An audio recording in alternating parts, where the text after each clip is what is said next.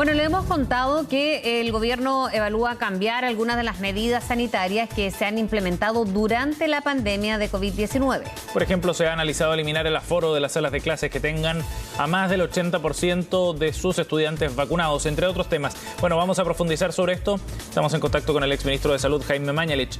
Doctor, buenas tardes, gracias por el contacto. Buenas tardes. Buenas tardes a ustedes. Gracias por conversar con nosotros. Doctor, bueno, vienen anuncios, es lo que se espera por lo menos para el día de hoy en relación a las medidas que se han adoptado para enfrentar la pandemia. ¿Cree usted que es un buen momento para hacer una revisión? Y si es así, bueno, ¿cómo se puede enfocar esta discusión sobre la posibilidad de relajar algunas medidas? Evidentemente la pandemia no ha terminado. Hay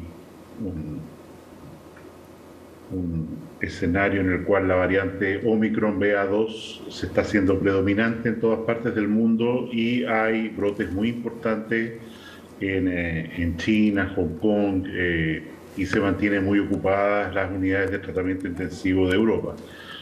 En ese contexto, independiente que las medidas específicas tienen que modificarse de acuerdo a la realidad epidemiológica de un país concreto, nosotros en este momento, y lo vemos en la información de hoy día que ustedes señalaban antes, los números de infecciones nuevas, de hospitalizaciones, fallecidos, siempre desafortunado tener que contar fallecidos, pero van claramente a la baja en todo el país. Vale decir, la variante Omicron está cediendo. Esto coincide con el inicio de clases y yo insisto en la necesidad de enfatizar que el perjuicio que ha producido la pandemia y lo que ha habido que hacer como medidas sanitarias para manejarla ha producido un impacto de tal magnitud en la comunidad escolar, en los niños, que lo estamos viendo ya en el aumento de las adicciones a drogas, en las manifestaciones de violencia, bullying, que han sido un tema en la agenda la semana pasada, en el daño en la salud mental de los niños, que hay, me parece, una estrategia que no se puede abandonar en la escuela, que es el testeo, la trazabilidad y el aislamiento. Se ha señalado que solo aquellas personas que no tienen un pase de vacunación o vacunación al día, dada la libertad de enseñanza, podrían ir a la escuela, trabajadores, alumnos, pero que serían sometidos a un testeo más frecuente. Yo creo que ese testeo frecuente es una estrategia que no se puede abandonar para proteger las escuelas y encuentro riesgoso hacerlo prematuramente. Y eso, bueno, tiene que ver también con los aforos por un lado, pero la flexibilización de otras medidas. No sabemos todavía y a ciencia cierta cuál va a ser la estrategia sanitaria, pero, por ejemplo, la flexibilización de mascarillas también ha sido otro elemento que podría agregarse. ¿Cómo ve usted esa posible decisión o flexibilizarla en lugares al aire libre, por ejemplo? La evidencia apunta a que flexibilizar el uso de mascarilla en el aire libre, al aire libre, no sería un gran problema en la escuela. La misma evidencia o la evidencia apunta también a que mantener mascarillas y las salas de clase, a pesar de que viene el frío, lo más aireadas posible, mantener las mascarillas en la sala de clase es algo sensato, algo adecuado a la realidad de contagio del COVID. Insisto, yo creo que reducir los aforos en clases es una mala idea. Significa dejar a niños en su casa, que es lo que se quiere evitar, y además se supone confiar en algo que sabemos que no ha ocurrido, que es las potenciales ventajas o la adecuación de la teleeducación, la educación a distancia, que sabemos ha sido un fracaso.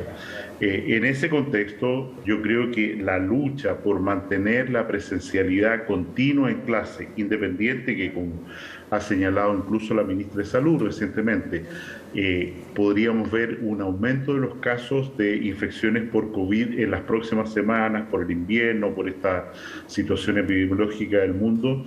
Tiene que ser una meta intransable, que no haya retorno a clases no presenciales o a confinamiento que hagan posible que los niños no concurran a la escuela. Eso creo que es un mal tan grave que hay que evitarlo a como dé lugar y en mi opinión, faltan medidas concretas que ojalá sean anunciadas, como ustedes señalan, en estas próximas horas o días. ¿Cómo cuáles, doctor? Que pienso que tienen que ir por la vía de acentuar el testeo y la trazabilidad para mantener las escuelas protegidas. Y eso tendría que hacerse quizás de manera independiente en los establecimientos, como lo señala usted, independiente de la trazabilidad que conocemos hasta ahora, ¿no? Porque eso también se perdió un poco, incluso con el contacto estrecho. Esto tendría que ser, ¿cree usted, como solo la comunidad educativa en este caso? O sea, yo creo que hay que centrar un esfuerzo muy grande, insisto, por el daño que se ha causado en las comunidades escolares para que se mantengan en clases presenciales, y eso significa focalizar, en mi opinión, el testeo, la trazabilidad, testeo con antígenos y la trazabilidad en las comunidades escolares. ¿Por qué? Porque la transmisión dentro de la escuela es en realidad infrecuente. El punto es cómo evitamos que niños que están contagiados y que podrían haberse testeado con un antígeno para no ir a clase durante unos días, o personas que transportan niños, o administrativos o profesores de la escuela, no lleguen a clase y produzcan un contagio o brote que se sabe en este momento están ocurriendo en distintas partes del país, en las comunidades escolares, a pesar de que no tenemos un reporte oficial de la magnitud de este fenómeno todavía. ¿Cómo ha observado, doctor, esta estrategia de la nueva gobernanza anunciada por el gobierno entrante? Le pregunto porque le ha tocado un contexto bien distinto al que le tocó, por ejemplo, a usted cuando era titular del MinSal, ¿no? Ahora se conoce un poco más la pandemia, pero si bien se han seguido algunas estrategias, también se están evaluando las mismas que estamos hablando, por ejemplo, pero hablar de esta nueva gobernanza, de hablar de un consejo interministerial, por ejemplo.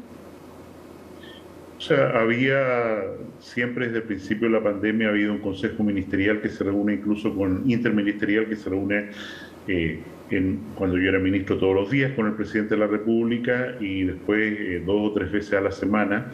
Creo que es un cambio semántico, nada más, y de hecho el grupo de expertos ha sido validado en este comité interministerial.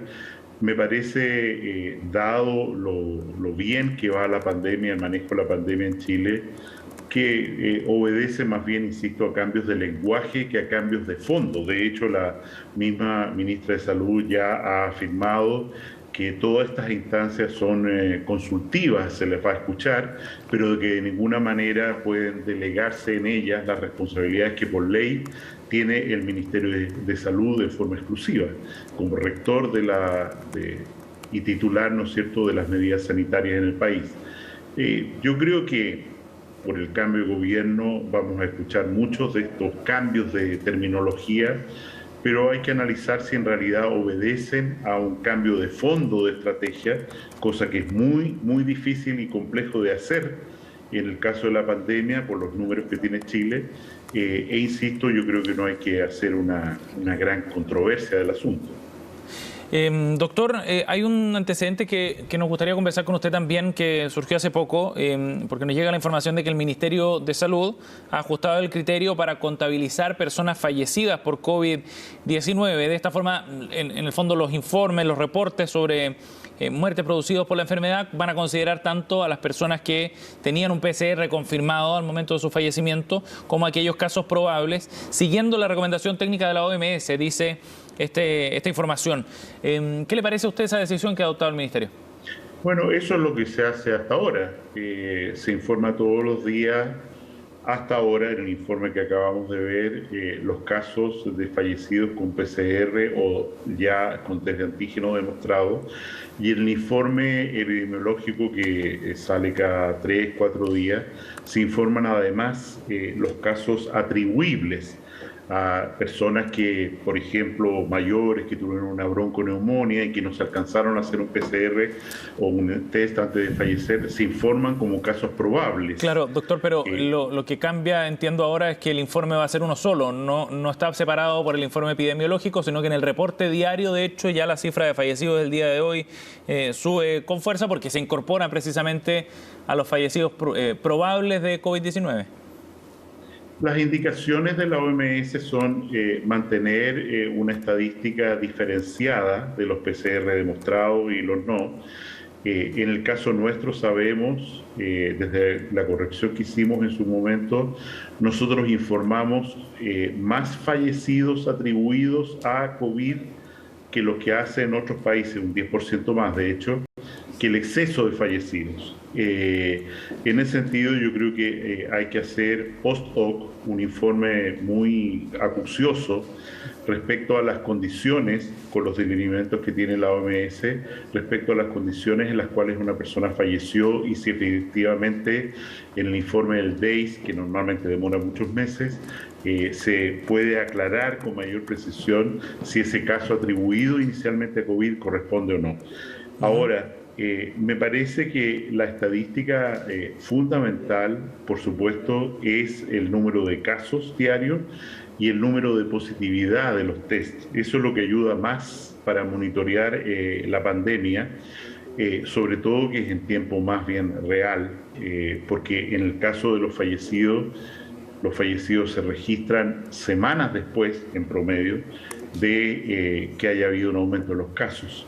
Y en ese sentido, usted observa que hoy día en el informe no hay un aumento tal de los casos fallecidos, son menos de 100 en realidad, y hay que ver qué es lo que ocurre este jueves, que es de jueves a jueves cuando se debe comparar más propiamente estas estadísticas. Bien, doctor Mañalich, muchas gracias por haber hablado con CNN esta mañana. Que tenga buen día. Muy buenos días a ustedes. Gracias, doctor. Hasta luego.